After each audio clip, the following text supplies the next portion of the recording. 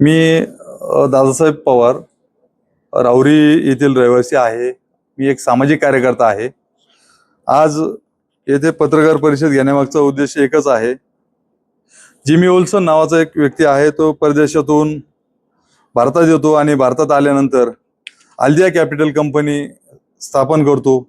त्याची आल्दिया capital company जी भारताच्या बाहेर होती, ती कंपनी म्हणजे आज बंद स्थितीत आहे. आणि त्यांनी इथं भारतात आल्याच्या नंतर असंख्य कंपन्या या त्याने स्थापन केल्यात.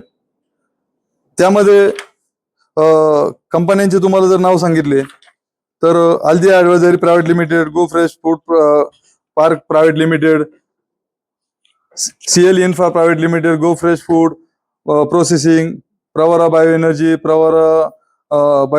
ZR2 Cellnex private limited, Gujchem distilleries, ZR2 साप प्रायव्हेट, एपिसेंट solar energy, ZR2 hydrogen private limited, ZR2 hydrogen private limited, ZR2 solar private limited, अशा सगळ्या कंपन्या त्यांनी स्थापन केल्या. महत्वाचं याच्यात एकच आहे, जिमी ओल्सन हा विखे कारखान्यामध्ये संचालक पदावर कार्यरत होता. त्याचा हा पुरावा आहे. हे बघा, याच्यामध्ये त्याची स्थानिक सल्लागार म्हणून, कारखाना सल्लागार म्हणून त्याची नियुक्ती आहे. बॉयलर पूजनाचा हा फोटो आहे आणि हा त्यांचा कारखान्याचा अहवाल आहे. याच्यामध्ये त्याचं हे केलेलं आहे.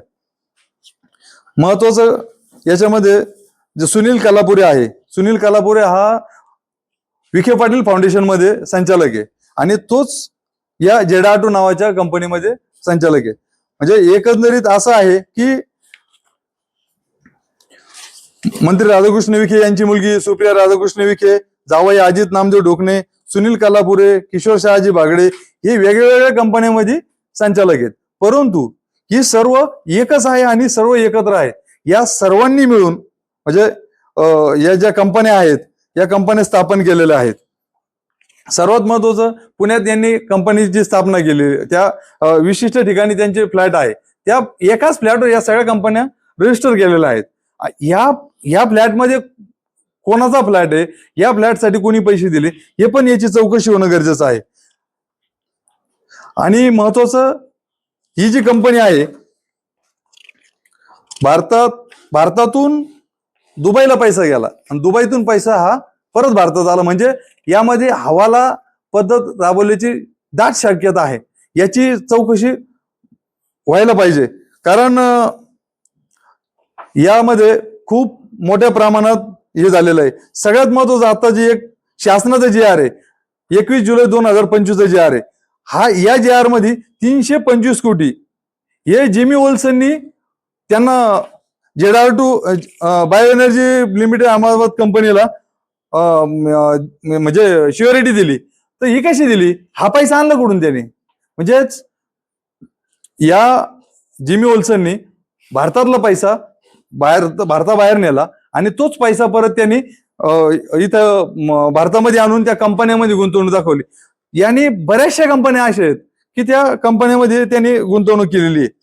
आणि सगळ्यात महत्वाचं, यामध्ये राधाकृष्ण विखे पाटील, त्यांची मुलगी सुप्रिया राधाकृष्ण विखे, जावई अजित ढोकणे, हे सर्वजण एकत्रच आहेत. सगळे एकत्र आहेत, फक्त कंपनी वेगळ्या आणि त्यांचं सगळं मूळ एकच आहे. सगळ्यात महत्वाची एक गोष्ट तुम्हाला सांगतो, सुप्रिया राधाकृष्ण विखे यांची मुलगी आहे, तिची कंपनी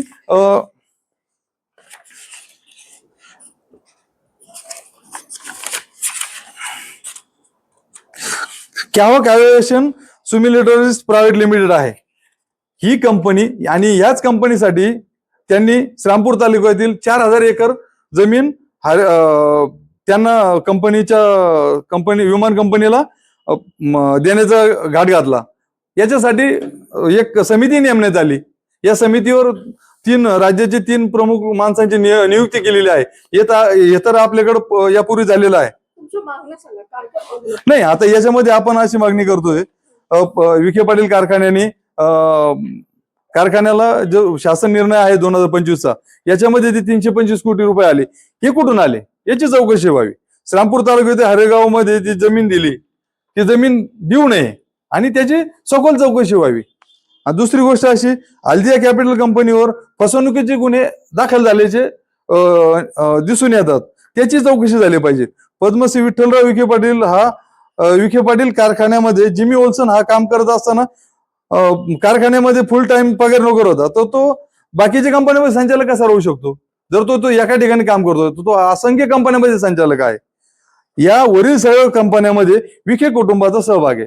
विशेषतः राधाकृष्ण विखे पाटील यांचा याच्यामध्ये सहभाग आहे आणि हे टाळता येणार नाही. माझी आपल्या माध्यमातून राज्याचे मुख्यमंत्री फडणवीस साहेब यांना विनंती आहे की याच्यावर तात्काळ कारवाई व्हावी, चौकशी व्हावी आणि